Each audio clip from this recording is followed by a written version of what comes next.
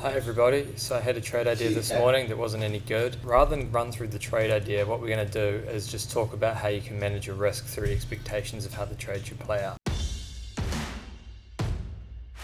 So the trade I was looking for was a caught in the hole. It's basically a washout of overnight positioning, and so that should be like a liquidation. You should get paid really fast. Keep that in mind when we watch the ladders. So the burn ladder is second from the left and the cash is about to open. I'm one lot short. I was thinking there could be a flick up as the market closed higher. You can see that didn't happen, and that made me a little bit late entering. I then got short a little bit lower, and you can see right now the market's about to stall, and this isn't really what we want from liquidation. So you can see there was 6 lots bought and then 1 sold, and the market basically sat like that.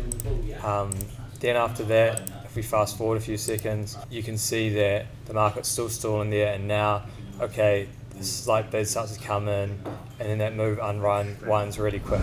Hello. So we're just between the sessions right now, and I've just thought, well, I'll take a quick walk. They're outside, or nice enough. So what I want to report on is that I had a meeting with Alex before, a really good one, and so I went to him with a few questions because, like I find, and you might see this if you watch my trade breakdowns on the Axia channel, is that, you know, if I've got like a really good technical read on something, and you know, I can really get in sync with the market, I can put on some really great trades.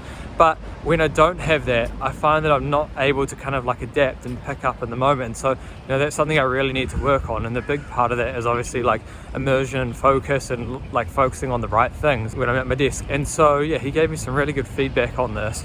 And so I'm going to share with you a few things that I'm going to work on. One of the first things is just about what I do at my desk. And that's making sure, you know, I'm there and I'm totally focused. So one of the things I asked him was, okay, what does he look at when he's at his desk? And he said, you know, a mix of everything, looking at his profiles, his charts, and at the ladders. And so sometimes what I do is I just stare at the ladders, but I think sometimes that doesn't give me any feedback, or I'm not putting it in the right context. And so then going between all of those things, you're sort of saying like, okay, you know, what sort of structure are we making on the candlesticks? Where does that fit within the profile? And then how is the trade coming in? Are we getting good flow in this, I don't know, flag or whatever it is, you know, as we break or something like that? And so keeping everything like in the right context and saying like, is this a good flag relative to what I've seen before within this profile structure, or building up, you know, something like that. The other things are about, you know, like being at your desk for long enough. So, you know, sometimes we have an event, and that at that event we're expecting the market just to kind of like blast off to the target, but it doesn't always do that. Sometimes the market will